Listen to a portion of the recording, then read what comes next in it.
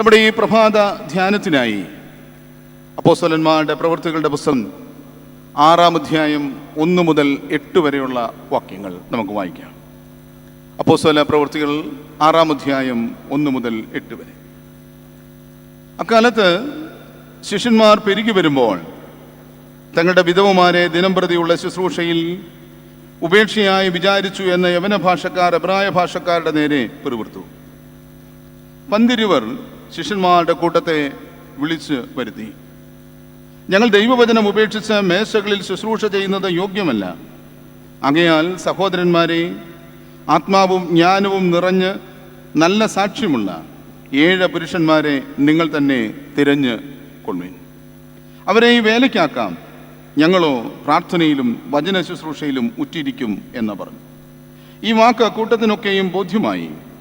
വിശ്വാസവും പരിശുദ്ധാത്മാവും നിറഞ്ഞ പുരുഷനായ സ്തേഫാനോസ്, ഫിലിപ്പോസ്, പ്രൊഗ്രോസ്, നിക്കോനർ, തീമോൻ, പർമാനോസ്, യഹൂദ മതാനുസാരിയായ അന്ത്യോക്യക്കാരൻ നിക്കോലാവസ് എന്നിവരെ തിരഞ്ഞെടുത്തു. അപ്പോസ്തലന്മാരുടെ മുൻപാകെ നിർത്തി അവരെ പ്രാർത്ഥിച്ച് അവരുടെ മേൽ കൈവച്ചു. ദൈവവചനം പരന്നു. യെരുശലേമിൽ ശിഷ്യന്മാരുടെ എണ്ണം ഏറ്റവും പെരുകി. പുരോഹിതന്മാരിലും വലിയൊരു കൂട്ടം വിശ്വാസത്തിന് അധീനരായി തീർന്നു. അനന്തരം സ്തേഫാനോസ് കൃപയും ശക്തിയും നിറഞ്ഞവനായി ജനത്തിൽ വലിയ അത്ഭുതങ്ങളും അടയാളങ്ങളും ചെയ്തു. അനന്തരം സ്തേഫാനോസ് കൃപയും ശക്തിയും നിറഞ്ഞവനായി ജനത്തിൽ വലിയ അത്ഭുതങ്ങളും അടയാളങ്ങളും ചെയ്തു. പ്രാർത്ഥിക്കാം. ഞങ്ങളുടെ ദൈവമേ, സ്വർഗീയ പിതാവേ, അങ്ങയുടെ സന്നിധിയിലേക്ക് ഈ പ്രഭാതം അടുത്തു വന്ന് നിന്റെ കൃപയുടെ മുൻപാകെ ഞങ്ങളെ തന്നെ സമർപ്പിക്കുവാൻ ഇടയാക്കുന്നതോർത്ത് നന്ദിയോടെ സ്തുതിക്കുന്നു. നിന്റെ ശരീരമാകുന്ന സഭയിലെ ഈ ലോകത്തെ വീണ്ടെടുക്കുന്നതിനായി കാലാകാലങ്ങളിൽ നീ അവിടുന്ന് വിളിച്ച് വേർതിരിച്ചിട്ടുള്ളവർക്കായിട്ട് നന്ദിയോടെ സ്തോത്രം. ഇന്നും നിന്റെ വിളി അനുസ്യൂതം തുടരുകയാണല്ലോ കർത്താവേ. സഭയിലൂടെ ഈ ലോകത്തിൻ്റെ അനുഗ്രഹീത ശുശ്രൂഷയ്ക്കായി ഇന്ന് നിയോഗിതരാകുന്ന ഞങ്ങളുടെ യൗവനക്കാരെ ഓർത്ത് ഞങ്ങൾ നിനക്ക് നന്ദിയോടെ സ്തോത്രം ചെയ്യുന്നു. അവരുടെ സമർപ്പണത്തെ തമ്പുരാനോട് മാനിക്കണമേ. അവരുടെ സമർപ്പണം ജീവിത വിശുദ്ധിയിലൂടെ കർത്താവിന് പ്രയോജനകരമായ ശുശ്രൂഷകന്മാരായി മാറുവാൻ തക്കോണം അവിടുന്ന് ഇടയാക്കി തീർക്കണമേ എന്ന് പ്രാർത്ഥിക്കുന്നു. ഈ വലിയ ശുശ്രൂഷയ്ക്ക് നേതൃത്വം നൽകുന്ന അഭിയുന്നിയ മെത്രാപ്പോലിത്ത തിരുമേനിയെയും അഭിയുന്നിയ സെറാഫിം തിരുമേനിയെയും ഓർത്ത് ഞങ്ങൾ സ്തോത്രം ചെയ്യുന്നു. കർത്താവെ, കടന്നു വന്ന എല്ലാവരും നീ അവിടുന്ന് ബലപ്പെടുത്തണം. വചനത്തിൻ്റെ ബലത്തിൻ്റെ നടുവിൽ അവിടുന്ന് ഞങ്ങളെ ശക്തീകരിക്കണമേ. യേശുവിൻ്റെ നാമത്തിൽ അപേക്ഷിക്കുന്നു, കനിവോടെ കേൾക്കുമാറാകണമേ. ആമേൻ. ആദിമസഭയുടെ വളർച്ചയും വികാസവുമാണ് അപ്പോസ്തല പ്രവൃത്തികളിലെ പ്രധാന പ്രതിപാദ്യ വിഷയം. ആദിമ വിശ്വാസ സമൂഹത്തിൻ്റെ ത്യാഗോജ്ജലമായ ജീവിതത്തിൻ്റെയും സാക്ഷ്യ മുന്നേറ്റത്തിൻ്റെയും അനുഭവങ്ങൾ ഇവിടെ രേഖപ്പെടുന്നു. പ്രതിസന്ധികളുടെ തീച്ചൂളയിലൂടെയാണ് ആദിമസഭ കടന്നുപോയത്. സഭയ്ക്ക് അകത്തുനിന്നും പുറത്തുനിന്നും നേരിട്ട പ്രതിസന്ധികളെ പരിശുദ്ധാത്മാവിൻ്റെ നിറവിൽ സഭ അതിജീവിച്ച ചരിത്രം അപ്പോസ്തല പ്രവൃത്തിയിൽ വിവരിക്കുകയാണ്. ഇത്തരത്തിൽ പ്രതിസന്ധിയുടെ നടുവിൽ അതിൻ്റെ പരിഹാരത്തിനായി ആദിമസഭ തെരഞ്ഞെടുത്ത 7 യൗവനക്കാരെ പറ്റി ഈ 6-ാമത്തെ അധ്യായത്തിൽ ഏറ്റവും ശക്തിയോടുകൂടെ വിശദീകരിക്കുകയാണ്. ഇതിൽ ശ്രദ്ധേയനായ സ്തേഫാനോസ് തൻ്റെ ജീവിതം കൊണ്ടും പ്രവർത്തനം കൊണ്ടും ശ്രേഷ്ഠമായ അനുകരണീയമായ ഒരു മാതൃക നമ്മുടെ മുൻപാകെ നൽകുന്നു. മേശമേൽ ശുശ്രൂഷ ചെയ്യപ്പെടുവാൻ വിളിക്കപ്പെട്ടവൻ എന്ന നിലയിൽ ശമ്മാശന്മാരുടെ ഗണത്തിലെ ആദ്യനും സഭയുടെ ആദ്യ രക്തസാക്ഷിയുമായ സ്തേഫാനോസ് ക്രിസ്തുവിനെ തൻ്റെ ജീവിതത്തിൽ പ്രതിഫലിപ്പിച്ച ശമ്മാശനാണ്. സ്തേഫാനോസിൻ്റെ ശുശ്രൂഷാകാലം വളരെ ചെറുതായിരുന്നു. എന്നാൽ അതിൻ്റെ അനുരണനങ്ങൾ നൂറ്റാണ്ടുകൾക്കപ്പുറം നീണ്ടു നിൽക്കുന്നതാണ്. സ്തേഫാനോസിൻ്റെ ശുശ്രൂഷാകാലം വളരെ ചെറുതായിരിക്കാം, എന്നാൽ അതിൻ്റെ അനുരണനങ്ങൾ നൂറ്റാണ്ടുകൾക്കപ്പുറത്തേക്ക് നിലനിൽക്കുന്നതാണ്. ഒരു സമർപ്പിതനിൽ നിന്നും ദൈവം എന്ത് പ്രതീക്ഷിക്കുന്നുവെന്ന് സ്തേഫാനോസ് തൻ്റെ ജീവിതത്തിലൂടെ വെളിപ്പെടുത്തി നൽകുകയാണ്. സ്തേഫാനോസിൻ്റെ ജീവിതത്തിലൂടെ ലളിതമായ ഏതാനും കാര്യങ്ങൾ ഓർപ്പിച്ച് ഞാൻ എൻ്റെ വചന ശുശ്രൂഷ അവസാനിപ്പിക്കട്ടെ. ഒന്ന്, ക്രിസ്തുവിൻ്റെ ശുശ്രൂഷകൻ നിയോഗത്തിൻ്റെ തിരിച്ചറിവുള്ളവനാകണം. ക്രിസ്തുവിൻ്റെ ശുശ്രൂഷകൻ നിയോഗത്തിൻ്റെ തിരിച്ചറിവുള്ളവൻ ആകണം. അപ്പോസ്തല പ്രവൃത്തികൾ 6-ാം അധ്യായം ആദിമസഭ നേരിടുന്ന വലിയ പ്രതിസന്ധി രേഖപ്പെടുത്തുന്നു. യവന ഭാഷ സംസാരിക്കുന്ന യഹൂദ ക്രിസ്ത്യാനികളും എബ്രായ ഭാഷ സംസാരിക്കുന്ന യഹൂദ ക്രിസ്ത്യാനികളും തമ്മിലുള്ള വലിയ കോൺഫ്ലിക്റ്റ്, വലിയ പ്രശ്നം അവിടെ പറയുന്നു. തങ്ങളുടെ വിധവമാരെ ദിനം പ്രതിയുള്ള ശുശ്രൂഷയിൽ, അവരെ കരുതുന്നതിൽ, അവർക്ക് ഭക്ഷണം നൽകുന്നതിൽ, മറ്റ് ആവശ്യങ്ങളിൽ അവഗണിക്കുന്നതായി യവന ഭാഷ സംസാരിക്കുന്നവർ പരാതിപ്പെടുന്നു. ഒരു സമൂഹത്തിൽ ഉണ്ടാകുന്ന പ്രശ്നങ്ങളോടുള്ള പ്രതികരണം ഉടൻ തന്നെ ഇവിടെ കാണുകയാണ്. അപ്പോസ്തല സമൂഹം അടങ്ങുന്ന ആദിമ സഭാ നേതൃത്വം ഇതിനെ ഗൗരവമായി കാണുന്നു. ഇതിനെ ഭരണപരമായ ഒരു പ്രശ്നമായിട്ട് മാത്രമല്ല അവർ കാണുന്നത്, ഇതിനെ ഒരു ആത്മീയ പ്രശ്നമായി മനസ്സിലാക്കുന്നു. കർത്താവിൻ്റെ ശരീരമാകുന്ന സഭയിൽ ആരെങ്കിലും ഒഴിവാക്കപ്പെടുന്നെങ്കിൽ അത് സഭയുടെ സാക്ഷ്യത്തെ തന്നെ ബാധിക്കുമെന്ന് തിരിച്ചറിയുന്ന നേതൃത്വം. കർത്താവിൻ്റെ ശരീരമാകുന്ന സഭയിൽ ആരെങ്കിലും ഒഴിവാക്കപ്പെടുന്നുവെങ്കിൽ അത് സഭയുടെ സാക്ഷ്യത്തെ തന്നെ ബാധിക്കുമെന്ന് തിരിച്ചറിയുന്നതായ നേതൃത്വം നീതി നിഷേധിക്കപ്പെട്ടവരുടെ പക്ഷത്ത് നിന്നുകൊണ്ട് ആദിമസഭാ നേതൃത്വം തീരുമാനമെടുക്കുന്നു എന്നുള്ളത് ഏറെ ശ്രദ്ധേയമാണ്. അതുകൊണ്ട് പരാതി പറയുന്ന ആളുകളിൽ നിന്ന് തന്നെ പ്രശ്നപരിഹാരത്തിനായി ആളുകളെ തിരഞ്ഞെടുക്കുകയാണ്. ആത്മാവും ജ്ഞാനവും നിറഞ്ഞ, നല്ല സാക്ഷ്യമുള്ള, പരിശുദ്ധാത്മാവിൽ നിറയപ്പെട്ട 7 പേരെ ഇതിനായി തിരഞ്ഞെടുക്കുന്നുവെന്ന് ഈ വേദഭാഗം വെളിപ്പെടുത്തുന്നു. ആദിമസഭയെ വലിയ പ്രതിസന്ധിയിലേക്ക് നയിക്കാമായിരുന്ന ഒരു പ്രശ്നത്തെ നീതിപൂർവമായ ഇടപെടലിലൂടെ പരിഹരിക്കാൻ സ്തെഫാനോസിന് സാധ്യമായി തീരുന്നു. മേശമേലുള്ള ശുശ്രൂഷയിലാണ് സ്തെഫാനോസ് നിയോഗിതനാകുന്നത്. തന്നെ നിയോഗിക്കുന്ന ഇടത്തിൻ്റെ വലുപ്പമോ ചെറുപ്പമോ അല്ല, അതിലൂടെ ഒരു സമൂഹത്തിന് നന്മയും നീതിയും നടപ്പാക്കാമെന്നാണ് സ്തെഫാനോസ് ഇവിടെ വ്യക്തമാക്കുന്നത്. തന്നെ നിയോഗിക്കുന്ന ഇടത്തിൻ്റെ വലുപ്പമോ ചെറുപ്പമോ അല്ല, അതിലൂടെ ഒരു സമൂഹത്തിന് നന്മയും നീതിയും നടപ്പാക്കാമെന്ന് സ്തെഫാനോസ് ഇവിടെ വ്യക്തമാക്കുകയാണ്. അവഗണിക്കപ്പെടുന്നവരുടെയും ഉപേക്ഷിക്കപ്പെടുന്നവരെയും മുഖ്യധാരയിലേക്ക് എത്തിക്കുന്നതായ വലിയ ശുശ്രൂഷ, അവർക്കൊപ്പം നിൽക്കുന്നതായ സ്തെഫാനോസ് മേശമേലുള്ള ശുശ്രൂഷയെ ശ്രേഷ്ഠമായ ശുശ്രൂഷയാക്കി മാറ്റുകയാണ്. മേശമേലുള്ള ശുശ്രൂഷയെ അതിശ്രേഷ്ഠമായ ശുശ്രൂഷയാക്കി മാറ്റുന്നു. ജാർഖണ്ഡിലെ ആദിവാസി സമൂഹത്തിൻ്റെ അവകാശ സംരക്ഷണത്തിനായി, അവരുടെ മണ്ണിനായി, അവരുടെ ആത്മാഭിമാനം നിലനിർത്തുന്നതിനുള്ള നീതിക്ക് വേണ്ടിയുള്ള പോരാട്ടത്തിൻ്റെ മുൻപിൽ അവർക്കൊപ്പം പങ്കുചേർന്ന ഫാദർ സ്റ്റാൻ സ്വാമി അവഗണിക്കപ്പെടുന്നവരോട് ഐക്യദാർഢ്യം പ്രഖ്യാപിച്ചതാണ് അദ്ദേഹത്തിൻ്റെ നിയോഗത്തെ അർത്ഥവത്താക്കി തീർക്കുന്നത്. ഫാദർ സ്റ്റാൻ സ്വാമി തൻ്റെ നിയോഗ ദർശനങ്ങളെ ബലികഴിക്കാതെ തൻ്റെ ജീവിതത്തെ തന്നെ ബലിയാക്കി മാറ്റി. 2021 അന്യായമായി തടവിൽ വെച്ച് ജീവൻ വെടിയേണ്ടി വരുമ്പോഴും ഈ വലിയ നീതിക്ക് വേണ്ടി നിലനിൽക്കുവാൻ തക്കവണ്ണം ഇടയായിട്ട് തീർന്നു. സ്തെഫാനോസ് തൻ്റെ നിയോഗത്തെ ഒരു അധികാര കേന്ദ്രമാക്കി മാറ്റുകയായിരുന്നില്ല, പ്രത്യുത അതിനെ ശുശ്രൂഷയുടെ സോപാനമാക്കി മാറ്റുകയാണ് ചെയ്യുന്നത്. സ്തെഫാനോസ് തൻ്റെ നിയോഗത്തെ അധികാര കേന്ദ്രമാക്കി മാറ്റുകയല്ല, പ്രത്യുത അതിനെ ശുശ്രൂഷയുടെ സോപാനമാക്കി മാറ്റുകയായിരുന്നു. നീതി നിഷേധിക്കപ്പെട്ടവരെയും അവഗണിക്കപ്പെട്ടവരെയും നേടുന്നതിനായി അവരുടെ ശുശ്രൂഷകനായി മാറുന്ന സ്തെഫാനോസ് കാലം ചെയ്ത അഭിമന്യ എബ്രഹാം മാർത്തോമാ മെത്രാപ്പൊലീത്ത തിരുമേനി ഓർപ്പിക്കുന്നു, what is life if it is not for service? What is service if not for Christ? ശുശ്രൂഷ ചെയ്യുന്നില്ലെങ്കിൽ പിന്നെ ജീവിതം കൊണ്ട് എന്ത് ഫലം? ക്രിസ്തുവിന് വേണ്ടി അല്ലെങ്കിൽ ശുശ്രൂഷ കൊണ്ട് തന്നെ എന്ത് പ്രയോജനം? ശമാശ പദവിയിലേക്ക് ഉയർത്തപ്പെടുന്ന പ്രിയപ്പെട്ടവരെ, നിങ്ങളുടെ നിയോഗങ്ങൾ വ്യത്യസ്തമായ ഇടങ്ങളിലാകാം, വ്യത്യസ്ത ചുമതലകളാകാം.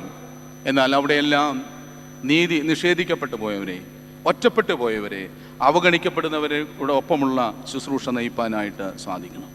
വേദനിക്കുന്നവൻ്റെ വേദനയൊപ്പുന്ന ശുശ്രൂഷകനായി മാറുമ്പോഴാണ് നമ്മുടെ ശുശ്രൂഷകളെ ഏറ്റവും അനുഗ്രഹീതമാക്കി തീർക്കുവാനായിട്ട് നമുക്ക് സാധ്യമായിട്ട് തീരുന്നത്. അതുകൊണ്ട് ക്രിസ്തുവിൻ്റെ ശുശ്രൂഷകൻ നിയോഗത്തിൻ്റെ തിരിച്ചറിവ് ഉള്ളവരാകുവാൻ എപ്പോഴും ഇടയാകണം. രണ്ടാമതായിട്ട്, ക്രിസ്തുവിൻ്റെ ശുശ്രൂഷകൻ വചനത്തിൻ്റെ പ്രഘോഷകനും പ്രവാചകനും ആയിരിക്കണം. ക്രിസ്തുവിൻ്റെ ശുശ്രൂഷകൻ വചനത്തിൻ്റെ പ്രഘോഷകനും പ്രവാചകനും ആയിരിക്കണം. വിധവമാനെ കരുതുന്ന ശുശ്രൂഷ ചെയ്യാൻ നിയോഗിക്കപ്പെട്ട സ്തെഫാനോസ് ആ വലിയ ശുശ്രൂഷയോടൊപ്പം വൈവിധ്യമാർന്ന ശുശ്രൂഷകളിലേക്കൂടെ പങ്കാളിയായിട്ട് തീരുകയാണ്. വചനത്തിൻ്റെ ശുശ്രൂഷ തൻ്റെ നിയോഗത്തിൻ്റെ ശ്രദ്ധേയമായ ഭാഗമായി അദ്ദേഹം സ്വീകരിക്കുന്നു. യേശുവിനെ കർത്താവെന്ന് അറിയിക്കുന്നതിന് ലഭിക്കുന്ന എല്ലാ അവസരങ്ങളും ഉപയോഗിക്കുന്നതായ സ്തെഫാനോസ് ക്രിസ്തു വിശ്വാസത്തോട് വിവിധമായ രീതിയിൽ തർക്കത്തോടുകൂടെ ഇടപെടുന്നവർക്ക് അത് വളരെ കൃത്യമായി വിശദീകരിച്ച് നൽകുന്നതായ സ്തെഫാനോസ്. അപകടം നിറഞ്ഞതാണ് ആ കാലഘട്ടത്തിൽ യേശുവിനെ കർത്താവ് എന്ന് സിനഗോഗുകളിലും മറ്റും പ്രസംഗിക്കുന്നതെങ്കിൽ പോലും അതിനെ ധൈര്യപൂർവ്വം നിർവഹിക്കുന്നതായിട്ട് നമുക്ക് കാണാം. അതുമാത്രമല്ല, ആദിമസഭ രാഷ്ട്രീയമായും റോമൻ ഗവൺമെൻറ്റിൽ നിന്നും മതപരമായി അക്കാലത്തെ പ്രബല സംഘടിത മതമായ യഹൂദ മതത്തിൽ നിന്നും ശക്തമായ പീഡനങ്ങൾ നേരിടുന്ന കാലമാണ്. രാജ്യസ്നേഹമില്ലാത്ത വിപ്ലവകാരികൾ, നരഭോജികൾ, നിരീശ്വരവാദികൾ ഇങ്ങനെ വികലമായ പേര് നൽകി ക്രിസ്തു വിശ്വാസികളെ ചിത്രീകരിച്ച് ഇല്ലാതെയാക്കുവാനായിട്ടുള്ള സംഘടിത ശ്രമം നടക്കുമ്പോൾ തന്നെ വിസ്താരത്തിനായി കൊണ്ടുപോകുന്ന സന്നിധി സംഘത്തിൻ്റെ മുൻപാകെ, ന്യായാധിപ സംഘത്തിൻ്റെ മുൻപാകെ അബ്രഹാം മുതൽ ക്രിസ്തു വരെയുള്ള ചരിത്രം പുനർവായനയ്ക്ക് സ്തെഫാനോസ് ഇവിടെ വിധേയമാക്കുകയാണ്. ക്രിസ്തു സഭയുടെ ചരിത്രം ഒരു പഴയ നിയമ ചരിത്രത്തിൻ്റെ തുടർച്ചയാണെന്ന് സമർത്ഥിക്കുവാനാണ് സ്തെഫാനോസ് ഇവിടെ ശ്രമിക്കുന്നത്.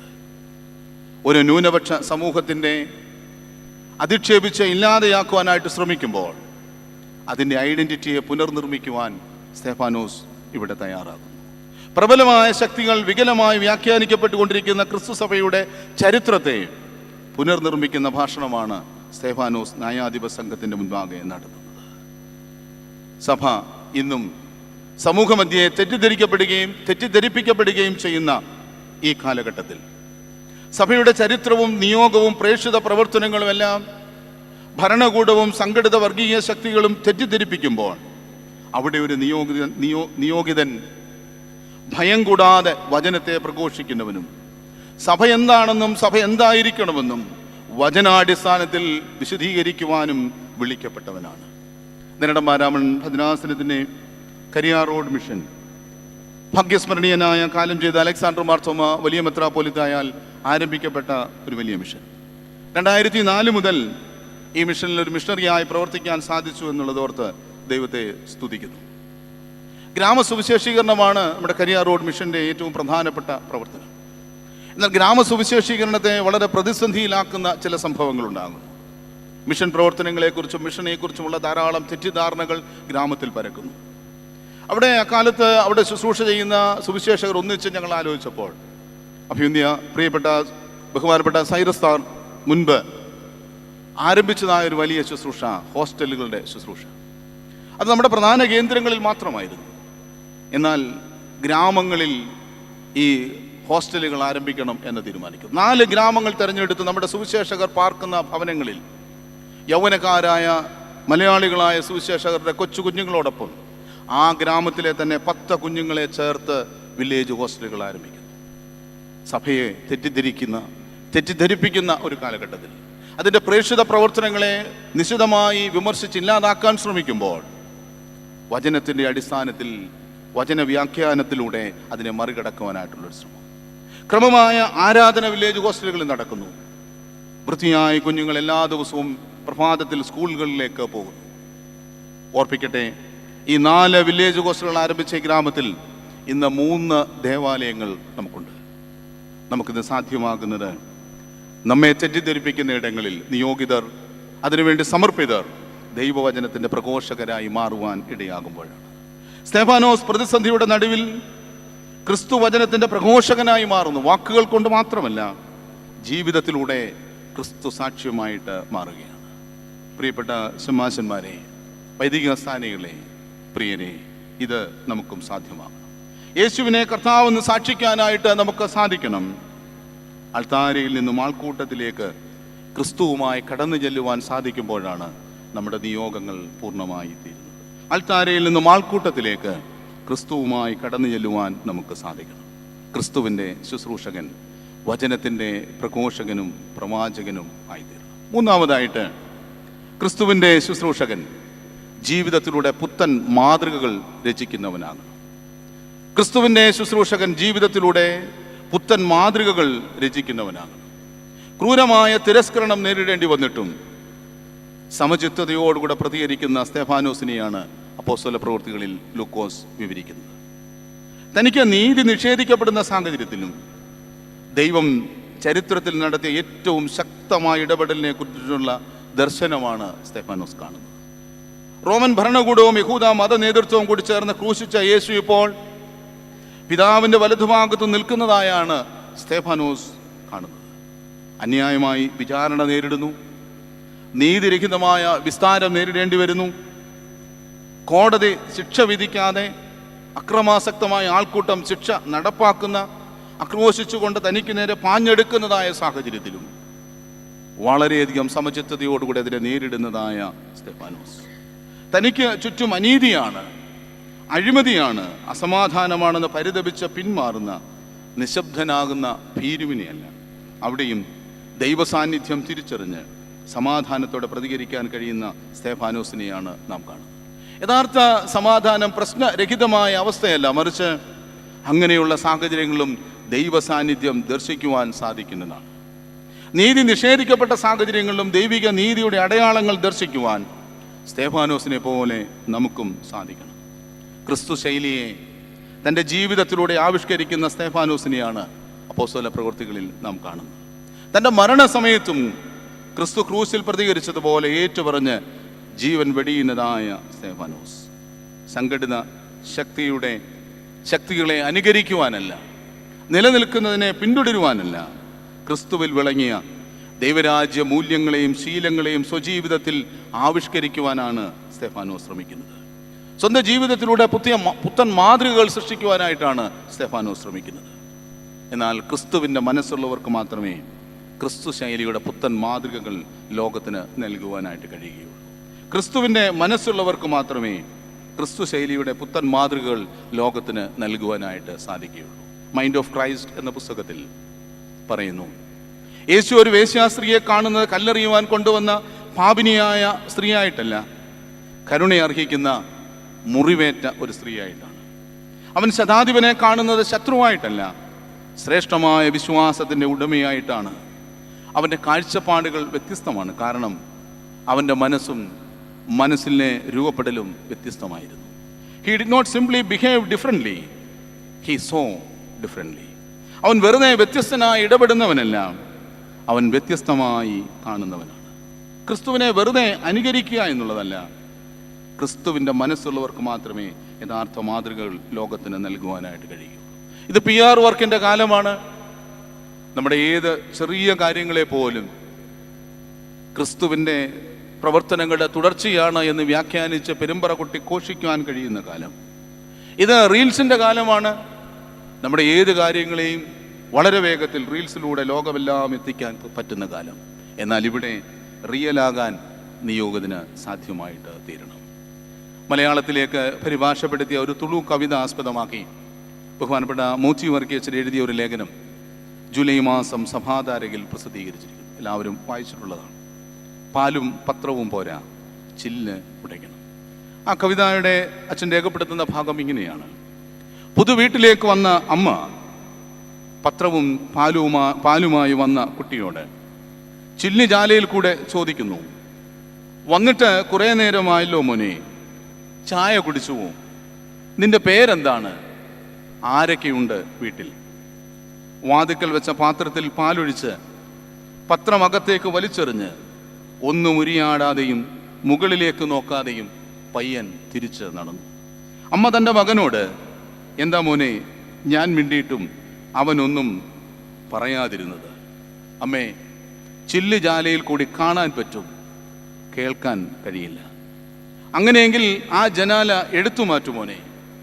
സാധിക്കില്ലമ്മേ, വീട് പണിയുമ്പോൾ ഇളക്കാൻ കഴിയാത്ത വിധമാണ് അത് സ്ഥാപിച്ചിരിക്കുന്നത്. അങ്ങനെയെങ്കിൽ ആ ജനാല എടുത്തു മാറ്റുമോനെ? സാധിക്കില്ലമ്മേ, വീട് പണിയുമ്പോൾ ഇളക്കാൻ കഴിയാത്ത വിധമാണ് അത് സ്ഥാപിച്ചിരിക്കുന്നത്. ചില ജനാലകൾ മാറ്റുവാനായിട്ടാണ് ദൈവം നമ്മെ നിയോഗിച്ചിരിക്കുന്നത്. ഇന്ന് സഭയുടെ ശമാശ സ്ഥാനത്തേക്ക് പ്രവേശിക്കുന്ന പ്രിയ യൗവനക്കാരെ, പ്രിയപ്പെട്ടവരെ, സ്തെഫാനോസിൻ്റെ ജീവിതവും മാതൃകകളും ശുശ്രൂഷയും നമ്മുടെ ജീവിതത്തിലുടനീളം തിരിച്ചറിഞ്ഞ് പകർത്തുവാൻ തക്കോണം നമുക്ക് ഇടയായിട്ട് തരണം. അത് നമ്മുടെ മുൻപാകെ ഒരു വലിയ വെല്ലുവിളിയായി നിർത്തുവാൻ തക്കോണം നമുക്ക് ഇടയായിട്ട് തരണം.